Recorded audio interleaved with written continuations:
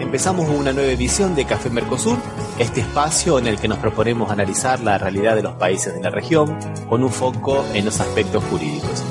Hacemos este programa desde Rosario, Argentina, quien les habla, Osvaldo Di Princio y Daniela Burlini, y de San Pablo, Brasil, Ramiro Cayano Blanco. Este programa se transmite por RCA, radio oficial de Resistiendo con Aguante, y también por la radio Las Voces del Muro. Los programas anteriores se encuentran en iVoox y en iTunes como Café Mercosur. También nos pueden encontrar en www.cafemercosur.com y en las redes sociales, Facebook y Twitter, también como Café Mercosur. Bueno, y aquí estamos, gente, en el programa 113. ¿Qué tal, Daniela? ¿Qué tal, Osvaldo? ¿Cómo les va? Hola, Daniela. Hola, Ramiro. ¿Cómo andan? ¿Cómo les va? ¿Cómo están, chicos? Bien, pero muy bien, encarando nuestro programa número 113. Antes de empezar, Daniela, antes de nuestras secciones clásicas, tiene que ver con el caso que habíamos visto el programa anterior de Lucía Pérez. Se hicieron, ¿no?, muchas manifestaciones en Argentina, ¿no es verdad, Daniela? Sí. La semana pasada fue una movilización muy importante. Se leyó un documento que se confeccionó en varias reuniones de grupos de mujeres, muy amplio. Lo leyeron, no fue que el acto fue convocado por alguien especialmente, sino que el documento lo fueron leyendo diferentes chicas. Un planteo muy emotivo, digamos que se explayaba en las demandas más allá de la muerte de Lucía Pérez. Las chicas plantearon la cuestión de que para este año se baja un 18% el presupuesto en violencia de género, el cansancio de las mujeres que no tienen respuestas del Estado en la situación de violencia, que no tienen dónde acudir, que no se toman en cuenta las restricciones de la prohibición de acercamientos cuando el varón las incumple, el Estado no hace nada. Realmente fue una convocatoria muy importante, donde estaban una importante fuerza de las chicas de la escuela secundaria. No olvidemos que Lucía tenía 16 años, la sacan de la puerta de la escuela, ¿no? Bueno, AMSAFE, la universidad, todos las escuelas universitarias. Me gustaría explicar que AMSAFE es el gremio que reúne a los profesores, a los maestros de la provincia de Santa Fe, ¿no es verdad, Daniela? Sí. Interesante, lo voy a señalar.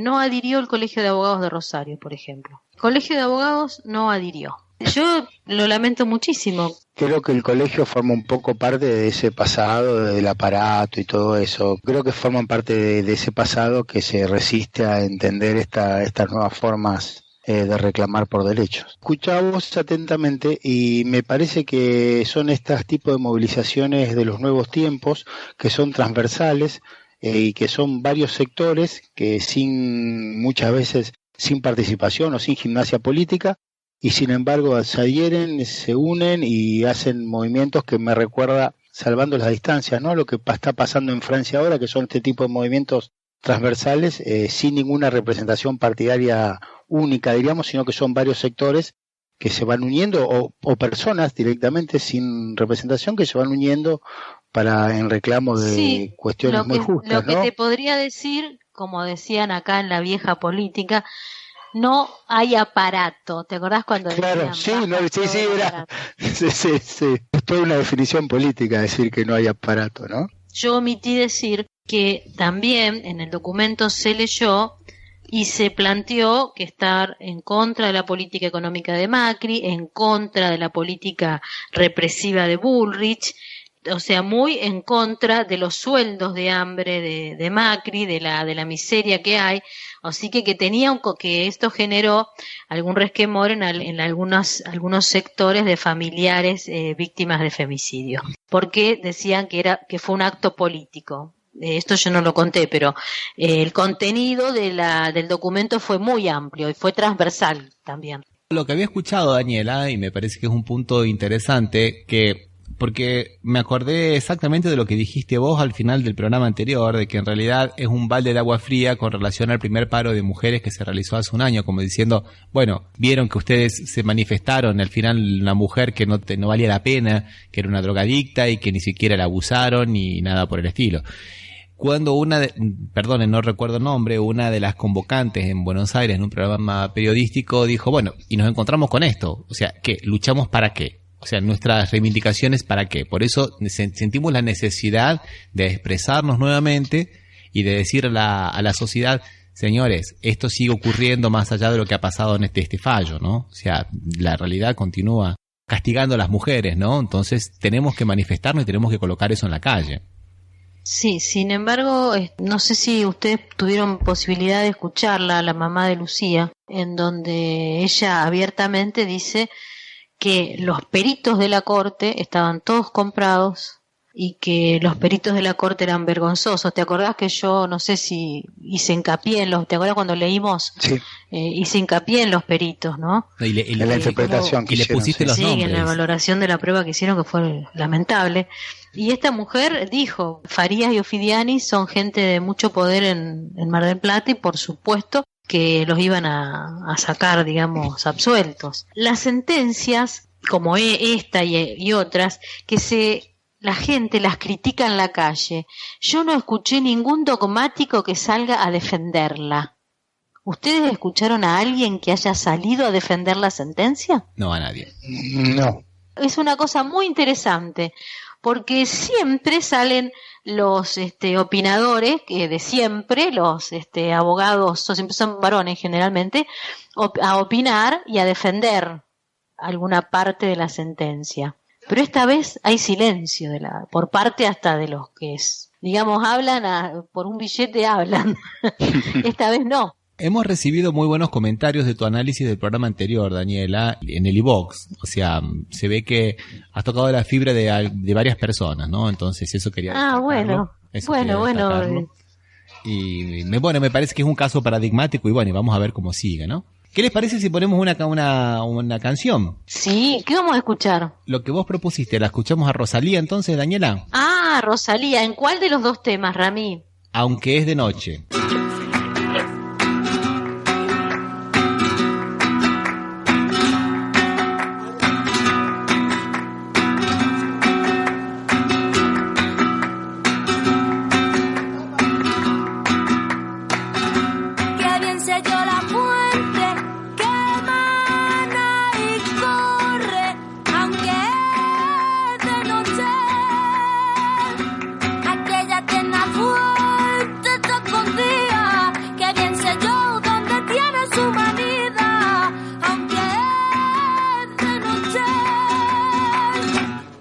Esta noche oscura de esta vía, que bien sé yo por fe la fuente fría, aunque es de noche, aunque es de noche, aunque es de noche.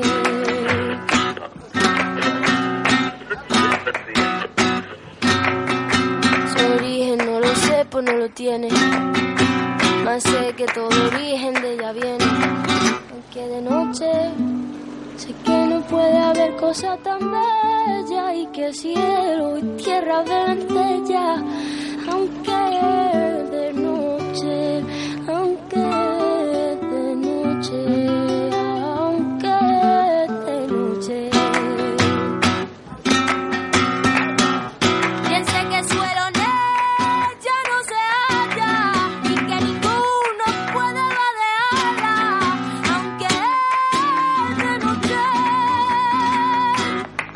Su claridad nunca es oscurecida y toda luz de ella es venida, aunque es de noche. Y son tan caudalosas sus corrientes que si el infierno riegan y la gente, aunque es de noche, aunque es de noche, aunque es de noche. Que de noche la corriente que nace de esta fuente, piense que es tan capaz y omnipotente. Aunque de noche la corriente que de estas dos procede, sé que ninguna de ellas le precede. Aunque de noche aquí se están llamando a las criaturas y de esta agua se hartan aunque oscura. Aunque de noche en esta viva fuente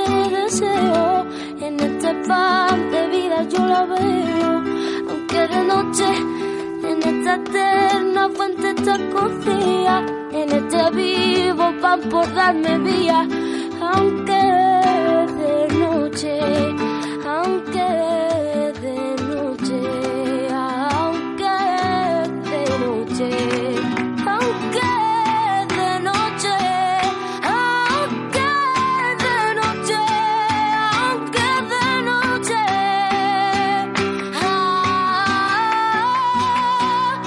aunque de noche, aunque de noche,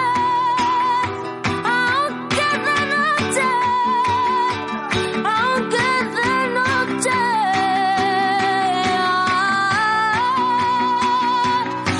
aunque de noche, aunque de noche, aunque de noche,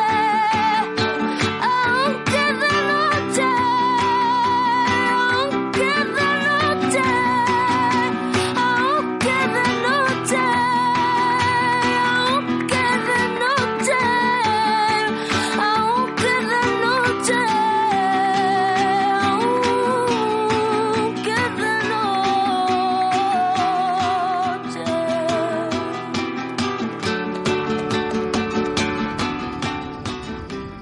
La letra es de San Juan de la Cruz y es del año 1591. Es una letra que lo toman mucho los religiosos, y Rosalía la hace el año pasado. A mí me parece magnífica la interpretación que hace, y tiene que ver con una cuestión mística de este San Juan de la Cruz. Bueno, por eso me había gustado mucho. Está muy bonita. Ahora vamos a seguir entonces comentando algunas noticias de acá de Brasil.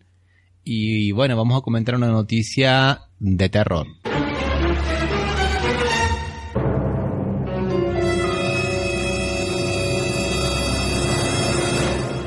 Bueno, de terror, o podemos decirle también una noticia, un refresh, porque en realidad se trata nuevamente de la jueza Carolina Levos, que es la jueza de ejecución penal de la 12ª vara de Curitiba, que es la que tiene a cargo la cárcel de Lula, ¿no? Y que le negó nuevamente una autorización para que la Comisión de Derechos Humanos del Senado realice una diligencia en la Policía Federal a fin de verificar las condiciones físicas y psicológicas del expresidente Lula.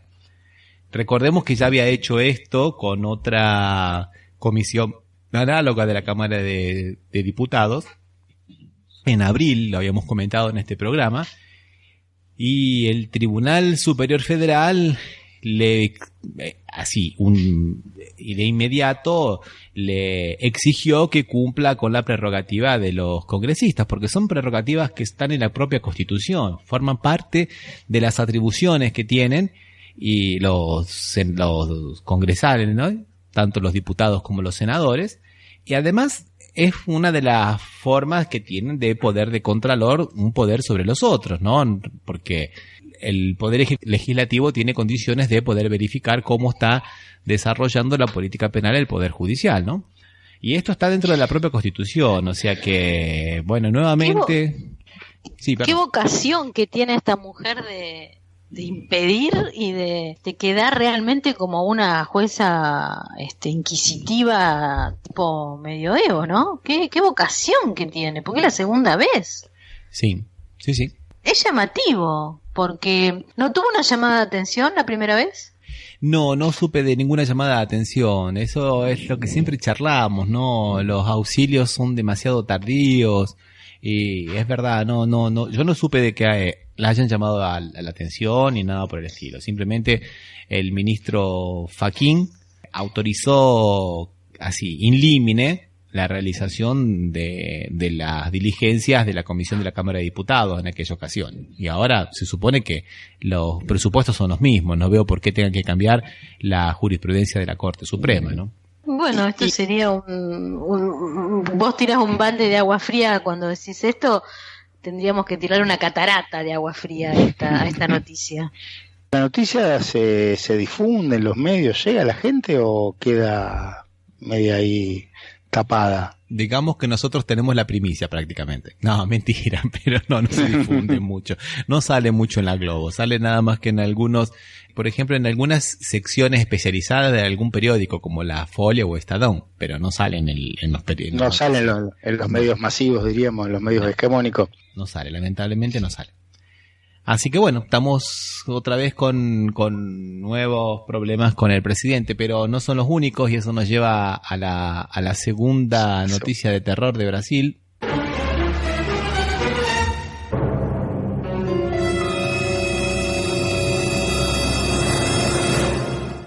Bueno, y otra vez le impiden a Lula dar entrevistas, ¿no? Primeramente, el juez Lewandowski, en la época de la campaña electoral, había concedido a dos periodistas, a Mónica Bérgamo y a otro periodista más, que con una entrevista, y después el presidente de la Suprema Corte de Justicia le dijo: no hay entrevistas porque eso puede ser que cause algún tipo de tumulto en la campaña electoral. Bueno, la campaña electoral ya pasó, el juez Lewandowski dijo de nuevo, bueno, ahora puede hacer las entrevistas, ya pasaron las elecciones. Nuevamente el presidente de la Corte Suprema de Justicia, Díaz Toffoli, dijo: no, hasta que no se reúna el pleno, la situación permanece igual. Así está la situación. Lula ya está preso, prácticamente tiene muy pocas visitas. Habíamos dicho la semana pasada que inclusive la jueza de ejecución penal, había pedido que el ex candidato Haddad, que también es abogado de Lula, no lo visitara más como abogado defensor y si lo hiciera como amigo. Y bueno, ante todo esto... No entiendo. Sí, ¿cuál es la diferencia? Claro. La verdad que... No, como abogado no, que vaya como amigo. Claro, porque conmigo como amigo puede... Que el abogado quede en la puerta. Claro, como amigo creo que puede ir una vez por semana y siempre que no haya familiares. ¿Y como abogado no? Y como abogado puede ir varias veces. Puede ir todas las veces que quiera. Por eso no quiere que vaya. Claro, exactamente. Y también habrá confidencialidad entre amigos, no habrá confidencialidad entre amigos y si entre con el abogado, ¿cómo será también? Bueno, eso es una cuestión de la confidencialidad. Osvaldo, has tocado un tema muy, muy delicado porque tanto el juez Moro como algunos jueces de Curitiba sostienen que no tiene que haber confidencialidad entre el abogado y el acusado o el detenido, porque dice que muchos abogados son conniventes y ya habíamos visto, ¿te acordás, Osvaldo, que en los comienzos del juez Moro... por eso te acordás, ¿sí? Suponía que también tenía que ver un poco con este tema de la confidencialidad que a veces la toman medio a la ligera parecería el juez Moro y todos sus amigotes. E inclusive ya anunció que iba a tratar ese tema de la confidencialidad para que tuviera grandes límites ahora cuando él asuma como ministro de Justicia de Bolsonaro, ¿no? O sea ahora... que se fulmina el derecho de defensa. Y más o menos. Sí, con la idea de poder interceptar la comunicación de algunos abogados que se pueden alejar posiblemente del ejercicio de la profesión, se vulnera la comunicación de todos los abogados, ¿no? No, pero realmente no creo que sea viable, no. O vos pensás que sí. Con el juez Moro todo es viable, Daniela. Sí. Bueno, al caso quería comentarles que en un documento que se lo encaminaron a la misión de Brasil de las Naciones Unidas, el instructor de las Naciones Unidas para la protección de la libertad de expresión, David Kaye, criticó la decisión de prohibir al expresidente Luis Ignacio Lula da Silva, que es mantenido como preso desde el 7 de abril, de dar entrevistas, y pidió explicaciones. Este hombre, David Kaye, es profesor de la Universidad de California, enseña Derecho Internacional, inició su carrera como abogado del Departamento de Estado norteamericano, y aparece como miembro del Consejo de Relaciones Exteriores de los Estados Unidos, o sea que no podemos decir que sea castrochavista, ¿no? Pero bueno, él dice que pide informaciones sobre las medidas tomadas para garantizar que la prensa no esté impedida o censurada en la cobertura o en la publicación de entrevistas o eventos durante las elecciones de aquel momento. Bueno, vamos a ver qué ocurre, ¿no? Vamos a ver qué ocurre con todo esto. Esa era la otra noticia que quería comentar. Y la tercera noticia, también de terror.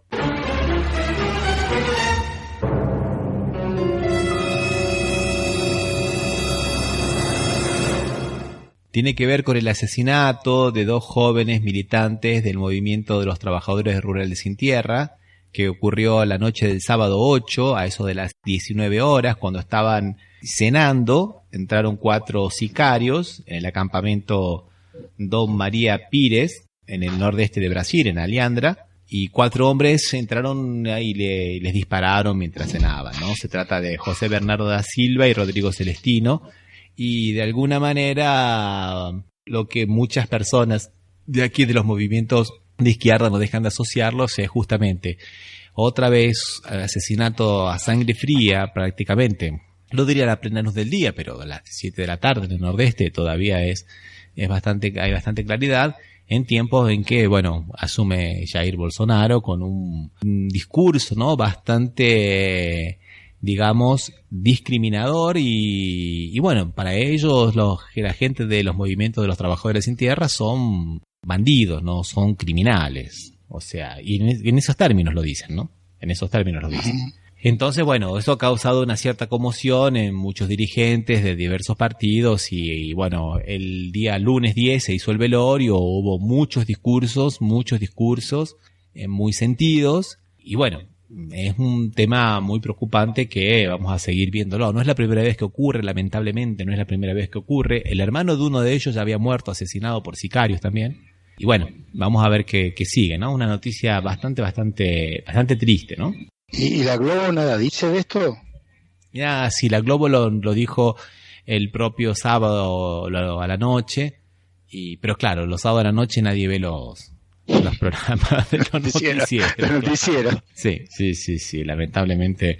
De alguna manera vamos a ver qué pasa. Parece que la Globo y la Folia le dieron mucha repercusión a un pequeño escándalo de corrupción que hay entre el chofer y uno de los hijos de Bolsonaro, que el chofer aparece prestándole 28.000 reales, algo así como, vamos a ver, 280.000 pesos a la esposa de Bolsonaro, y moviendo una cuenta de más de 12 millones de pesos, o sea, un chofer más o menos pudiente, digamos, ¿no? La revolución social ya comenzó, ¿no?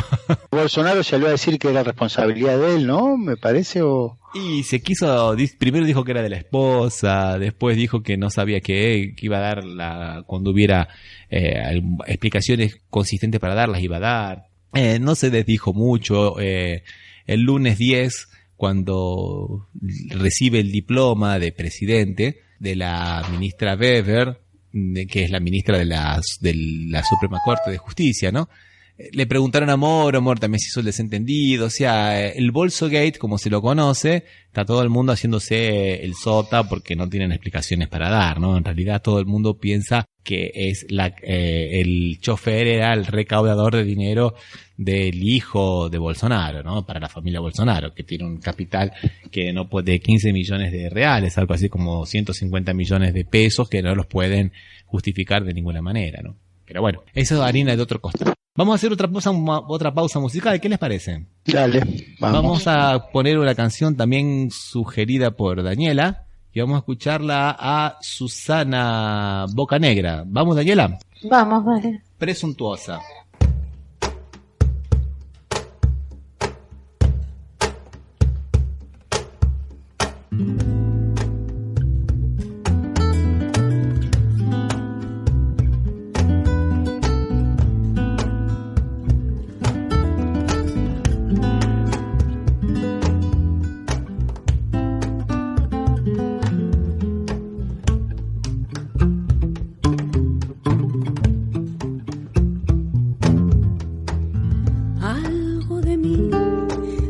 Perdido entre tu casa y mi casa, será el calor que no habrás.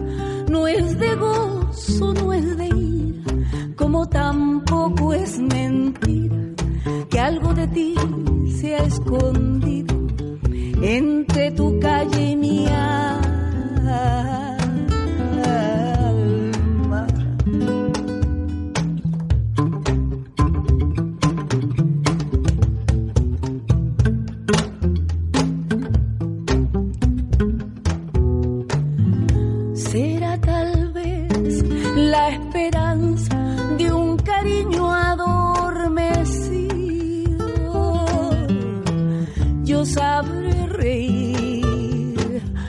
Sabré llorar, yo sabré entregarte mi cariño.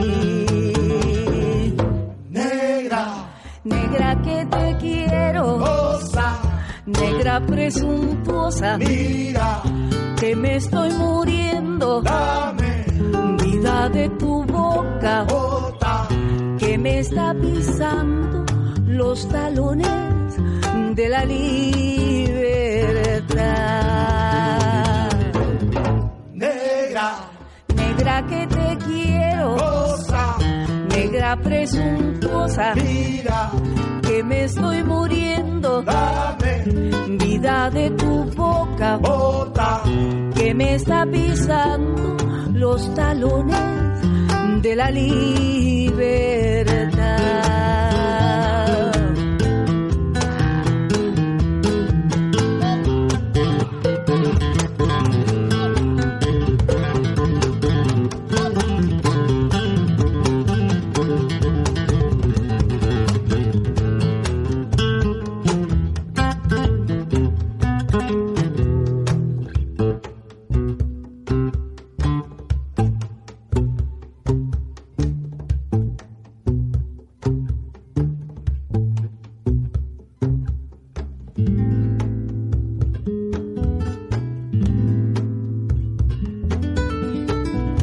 Será tal vez la esperanza de un cariño adormecido.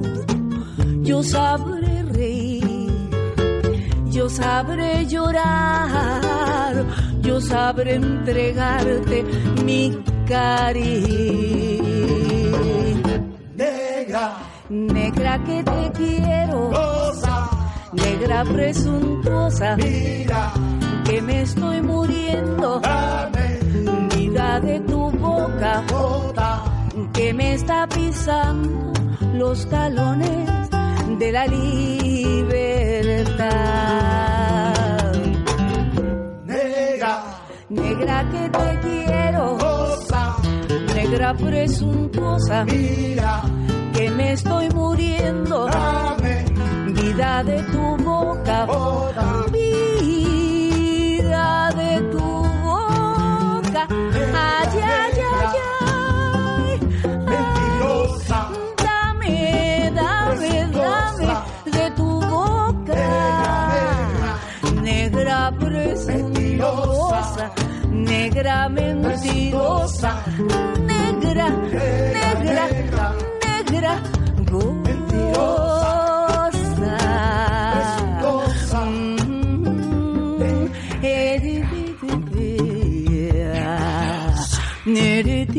presuntuosa,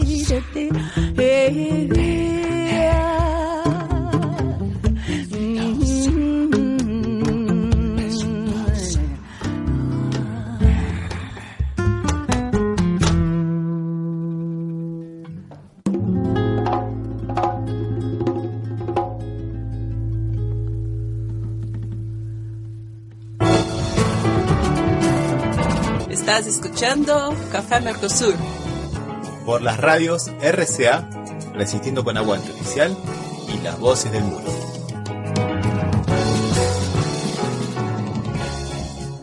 El año pasado ninguna mujer fue galardonada con un premio Nobel en ciencia. Ni una sola. Tampoco el año anterior. Desde 1901, los Nobel han premiado a 581 hombres y a 18 mujeres. Veámoslo por ramas. En física han sido premiados 205 hombres y 2 mujeres.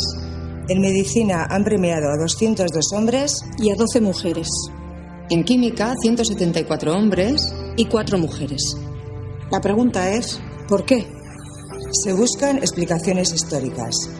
Dicen que las mujeres todavía no hemos alcanzado la suficiente relevancia como para ser candidatas a un Nobel. Y puede que eso sea verdad. Pero entonces, ¿por qué no recibió un Nobel Lise Meitner? ¿Por qué no lo recibió Chien Shiung-bu? ¿Por qué se obvió a Esther Lederberg? ¿Por qué los Nobel no se acordaron de Dottie Thomas? Por un motivo. Discriminación. En la comunidad científica, como en tantas otras, las mujeres no estamos en condiciones de igualdad. ¿Que por qué decimos eso? Porque las mujeres nos graduamos más y nos doctoramos más. Pero solo ocupamos el 20% de los puestos de liderazgo. Y eso no es una percepción. Es una evidencia. La discriminación de las mujeres en la ciencia se basa en datos. En hechos. No es una opinión. Y eso es inaceptable. Tiene que cambiar. Y tiene que cambiar ya. Hagamos lo posible. Entre todas y entre todos.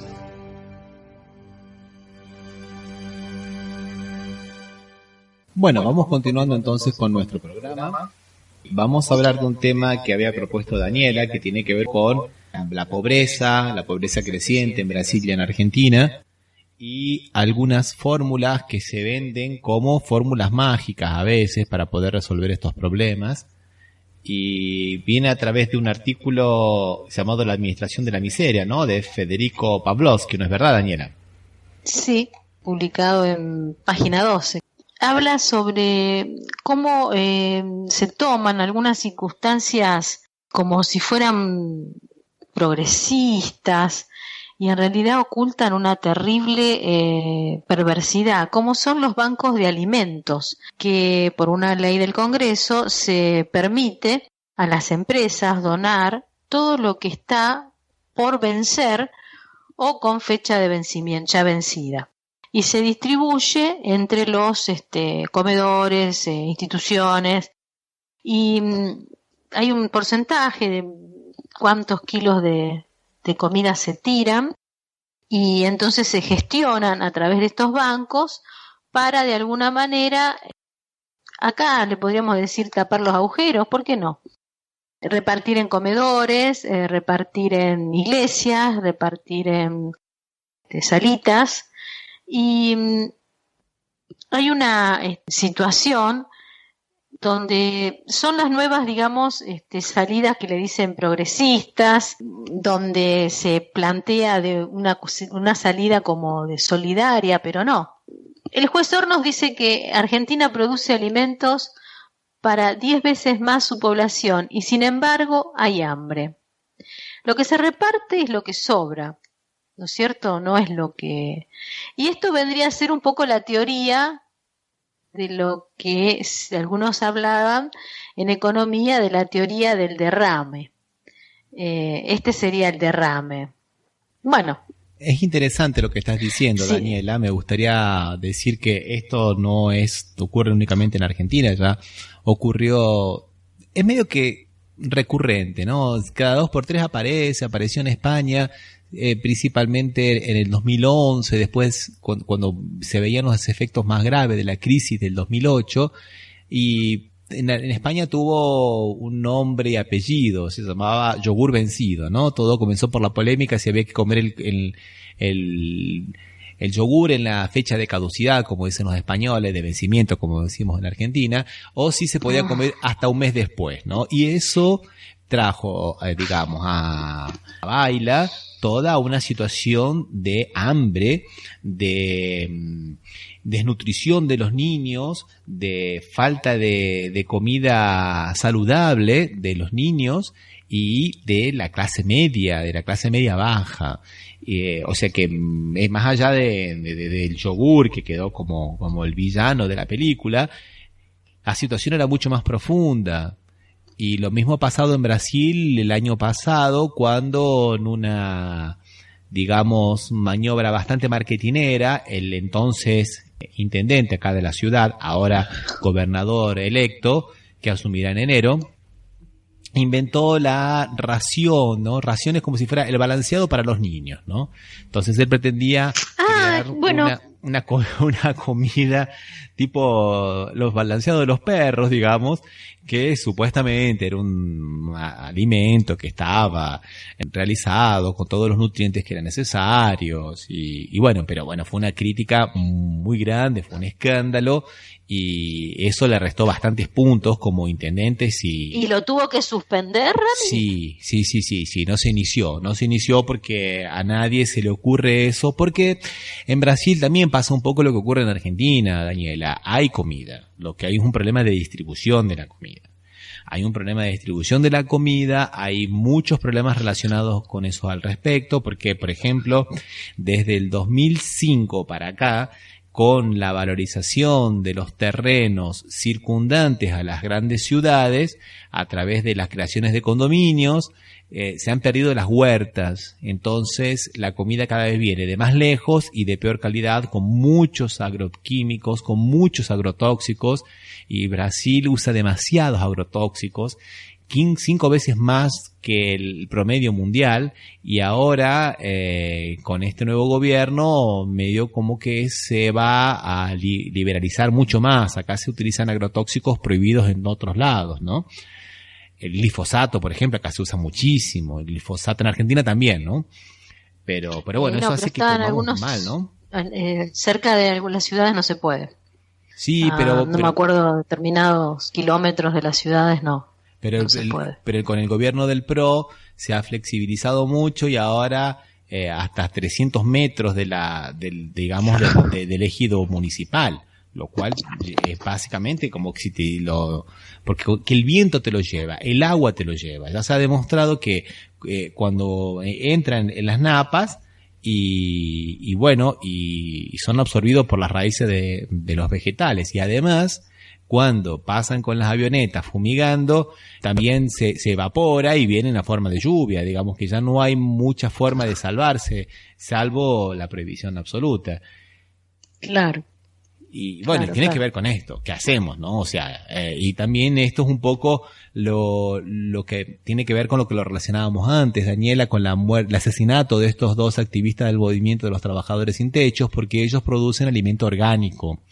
Y tiene que ver con lo que habíamos visto en Minas Gerais también, que quieren desalojar a 450 familias, de Minas Gerais, porque el dueño quiere recuperar después de 20 años las tierras, siendo que no les había pagado las indemnizaciones. Es uno de los mayores productores de café del mundo.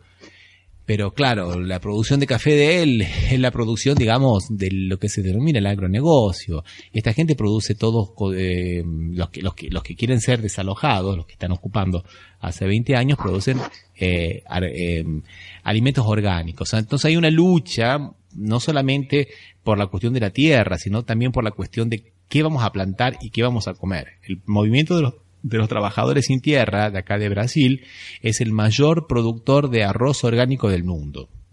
Ah, mira, no lo sabía. Sí, y de hecho muy poca gente lo sabe eso. Lo que pasa es que está en pugna esos 2 tipos de producciones, ¿no? O metemos soja transgénica y glifosato a todo, o hacemos cosas más orgánicas que posiblemente no produzcan tanto, pero producen alimentos de mejor calidad. Es como la lucha entre el capitalismo más sangriento y la forma de producción precapitalista, me animo a decir, con otra cabeza, ¿puede ser? Sí, es así. Y por ahí de alguna manera de las multinacionales, ¿no? Acá le podemos poner nombre, llámase Monsanto, que en Argentina tiene una lucha terrible, se ha sacado una ley la semana pasada que esperemos que pueda... Que no salga, pero se aprobó en la Cámara de Diputados la ley por la cual, las semillas pagan royalty. Entonces no se puede tener semillas propias, que si uno plantó una vez semillas de Monsanto, el resto será de Monsanto. Te cuento que en clase, en la facultad, tuvimos una clase con un especialista, ¿no?, en patentes. Y entonces el tipo viene con este proyecto. Entonces yo lo que le digo, viste, con esa, ¿cómo te podría decir? Con la práctica. Sí, no. Él venía con todo un bagaje teórico, qué sé yo, y yo le digo, pero discúlpeme, doctor, a ver, si yo me guardo la semillita en mi casa y el año que viene la planto, ¿quién me va a decir algo si la semilla la compré es mía? ¿Qué te respondió? Nada, que me miró con odio, casi me echa por negra de la clase. Pero sí es así. Claro, una vez que la compré es mía. Pero ellos no quieren que sea así. O sea, esa. Pero lo que pasa es que la ley, que la verdad que no lo leí, Ramiro, pero hay una cuestión de práctica. O sea, ellos el tema es que quieren que todos los años vos le vuelvas a comprar la semilla para sembrar. Esa es la cuestión. Pero si vos te la guardás y volvés a sembrar, no tenés problema. El tema es que me decían después que ellos modifican genéticamente y esa semilla no puede volver a ser sembrada. Ahí es otra cuestión. Ajá. Ahí ya es otra cuestión. No, te digo que acá esas semillas están prohibidas. Y la vez pasada un representante del agronegocio, que ahora posiblemente sea secretario de política rural, no va a ser ministro de Bolsonaro, dijo una frase fantástica. Dice, sí, están prohibidas, pero nosotros no podemos impedir que ingresen de Paraguay. ¿Qué tienen patita las semillas que ingresan de Paraguay? Ingresan. ¿Alguien ¿Y quién las ingresa? ¿Quién las deja pasar? Claro, alguien las contrabandea, ¿no? Que ingresen de Paraguay, que alguien las contrabandee de Paraguay. Pongámosle el nombre correcto a las cosas. Si están prohibidas y vienen de Paraguay de contrabando, es porque alguien las contrabandea, no porque ellas ingresan de Paraguay. Es interesante ese eufemismo. Sí, ¿no? la cuestión pienso que se va a definir no desde lo jurídico, sino desde un principio que lo sabe cualquier comerciante mínimo, pequeño y con una contabilidad feudal. La cuestión es costo-beneficio. Si yo compro esa semilla y después me resiste la sequía, me resiste la piedra, me resiste todo y gano, la voy a volver a comprar. Ahora, si la semilla no me da mucha mejor garantía que el método tradicional, seguiré comprando tradicional. Lo que sí es interesante cómo consiguieron el lobby para que le salga la ley, ¿no? Para todos los que estudian el derecho y que dicen que es la captación lógica de un reparto proyectado, mirá cuál es el reparto acá. ¿Quién reparte? Los lobbies de las empresas, ¿qué serían? ¿Agroexportadoras? Sí, agroexportadoras. Y acá me parece que el tema que no podemos dejar de pensar está justamente en eso, en qué tipo de alimentación queremos y también en el hambre que hay dentro de las sociedades. Te propongo que escuchemos una canción y después volvemos al tema del hambre. ¿Qué te parece, Daniela? Vamos. Vamos a escuchar entonces a Aquelarre, un tema bastante antiguo de los años 70, Brumas en la bruma. Dejan la cabeza en un lugar y sube el agua con sus pies.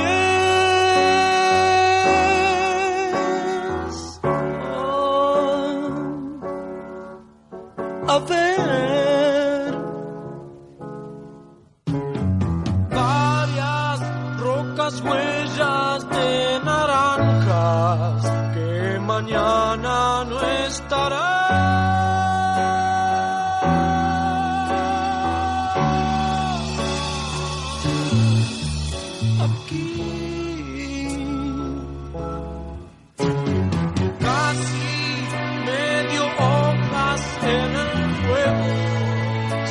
Lanzaron a la calle los hermanos del amor, los hermanos del amor, los hermanos del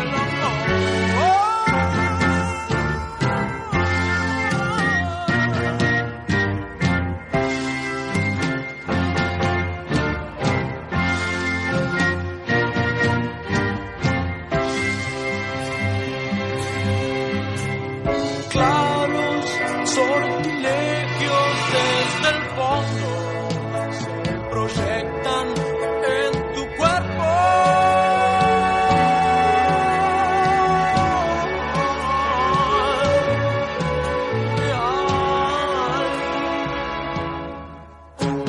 Son las plumas frescas de tu raza las que traen el recuerdo.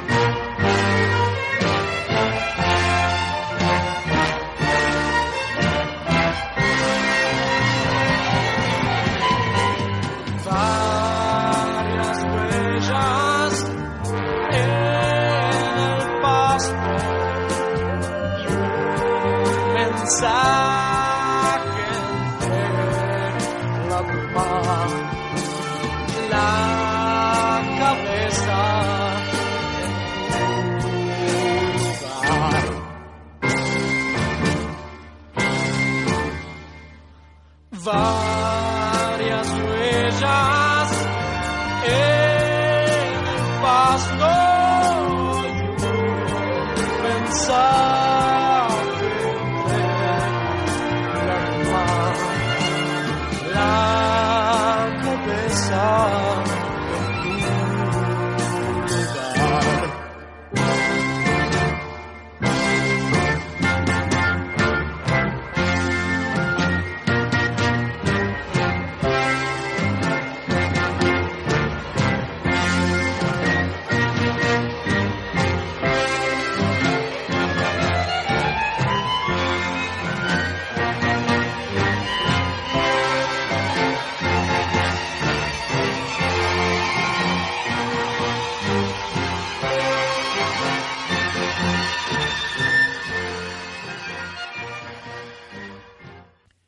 Bueno, continuamos entonces ahora hablando del tema que nos hemos propuesto, que es un poco este tema de la desigualdad, que creo que está en el centro de toda esta problemática, ¿no, Daniela?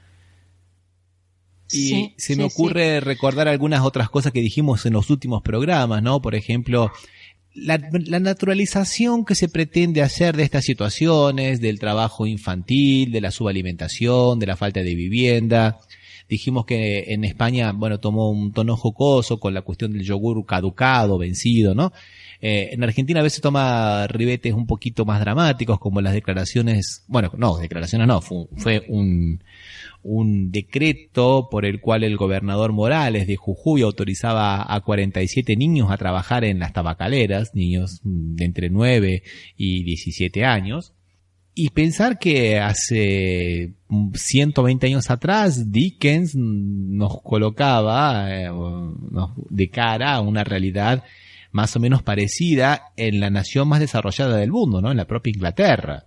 Sin pensar que, bueno, que en Argentina, que estaba mucho más acá, bueno, las empresas tabacaleras trabajaban los niños y, bueno, en muchos otros lugares también, ¿no? O sea, no es una cuestión solamente de producir riqueza, sino también de distribuirla mínimamente, ¿no es verdad, Daniela?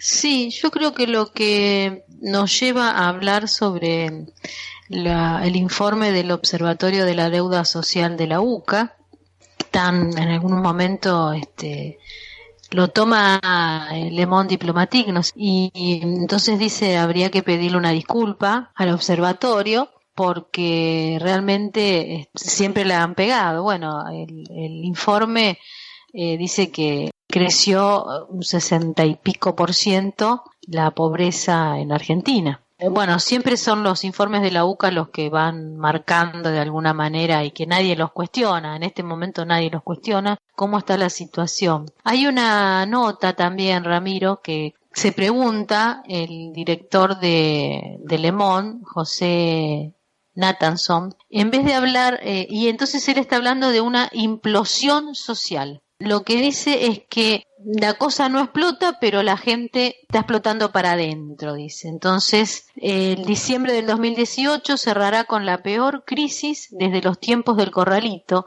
sin que por el momento se verifique una respuesta social contundente. La pobreza superará a fin del año el 30%. El desempleo podría llegar al 12%. Y entonces, entre paréntesis, dice 15% en el conurbano, donde viven 3 de cada 4 nuevos desocupados. El salario real habrá perdido unos 15 puntos contra la inflación. Pese a ello, el gobierno logró que el Congreso aprobara el presupuesto y al cierre de esta edición seguía controlando la política y las calles. Bueno, no sé si te enteraste que largó un bono de 3.000 pesos, Ramiro. De 5.000 pesos. No, de 5.000 para los trabajadores registrados y de 3.000 pesos para las personas que cobran asignación universal por hijo. Ajá. O sea, que ahí ha hecho una línea de lo que criticaban, ¿te acordás? Sí.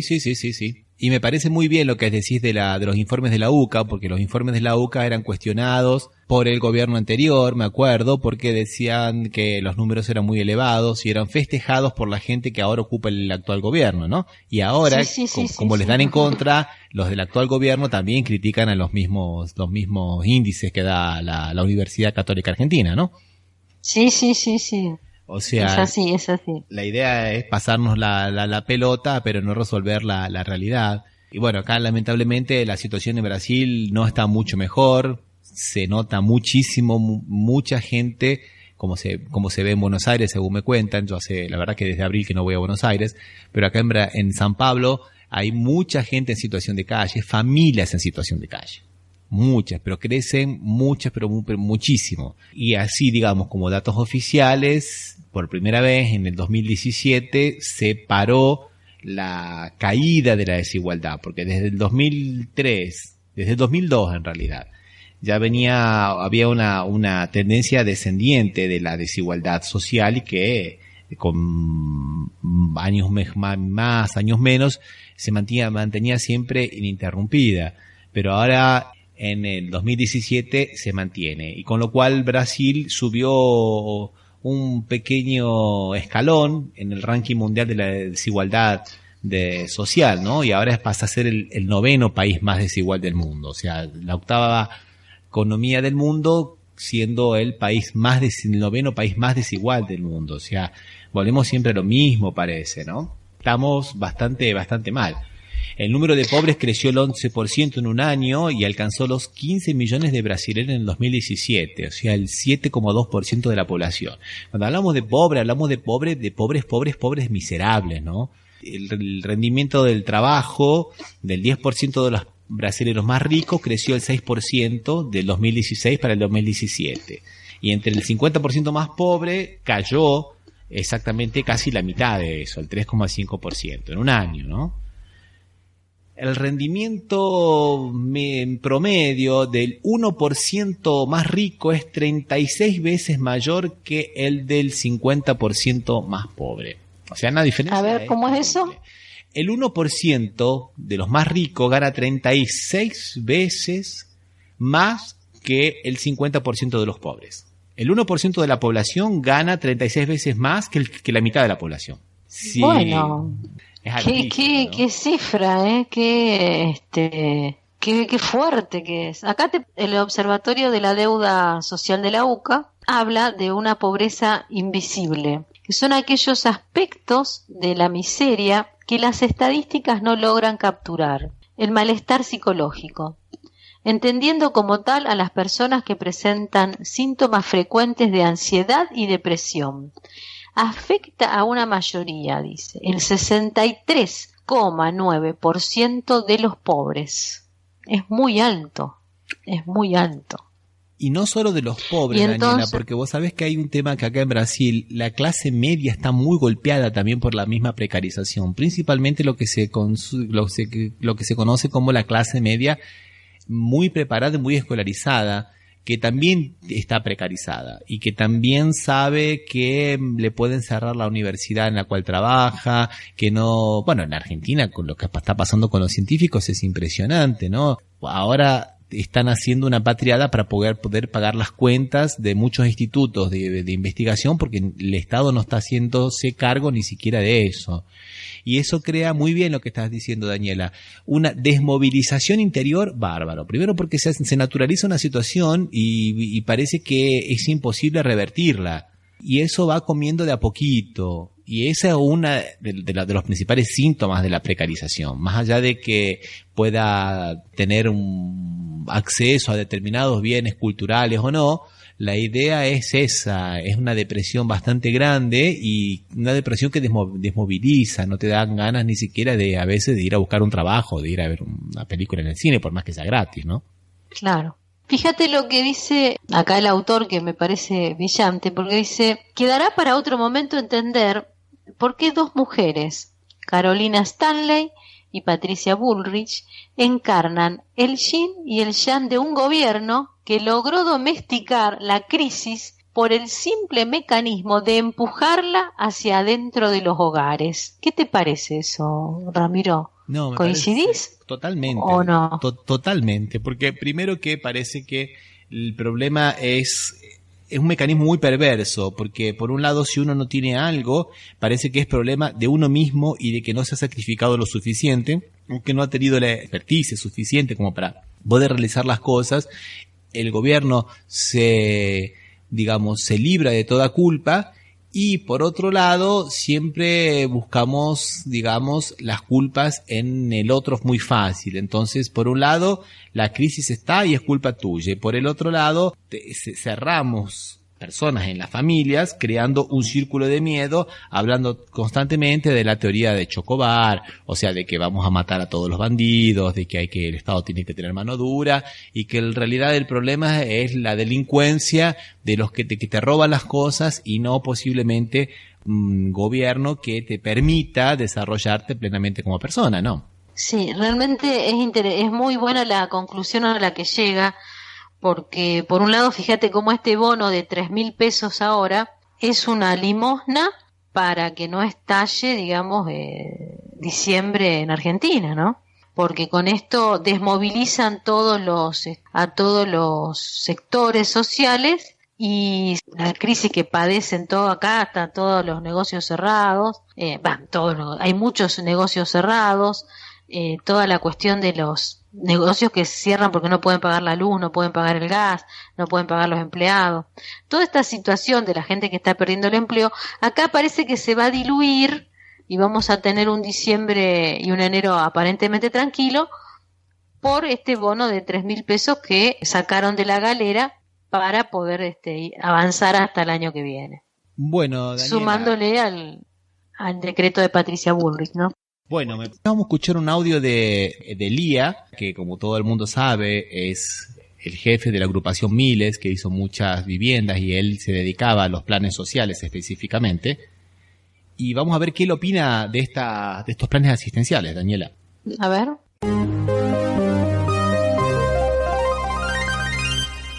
A compartir algo que hace días que me da vuelta en la cabeza. Digo, ¿cuáles son las formas de hacer política hoy? ¿No? Porque necesitamos formas organizacionales nuevas. A ver, algunos creen que se construye a través de los planes sociales, a través de las bolsas de mercadería, y yo creo que hoy esas cosas empiezan a hacerle el juego a la derecha. Vos le das a un dirigente de barrio 100 planes sociales y lo primero que hace el dirigente en muchas ocasiones es cobrarle a los demás. Lo digo acá, me he peleado hasta el cansancio por eso.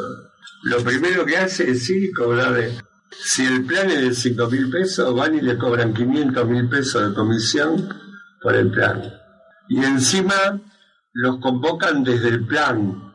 Y la verdad, como paso a darle la razón a don Pablo Freire cuando decía el oprimido imita las conductas del opresor.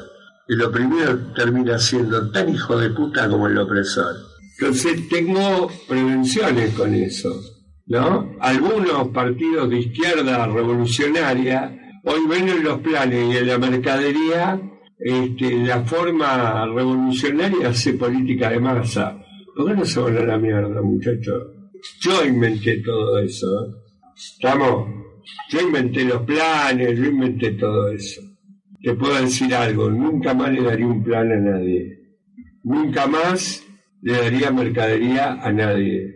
Me parece que la única política que construye y que vale es la que se hace desde la conciencia, desde la conciencia política, desde la conciencia histórica.